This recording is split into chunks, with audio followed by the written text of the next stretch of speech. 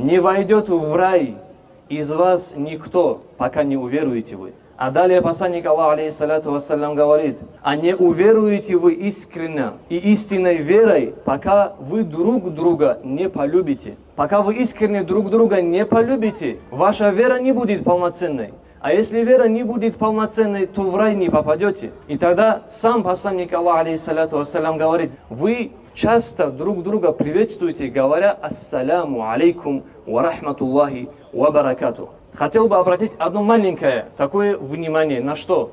Когда мы здороваемся, не говорит салам алейкум.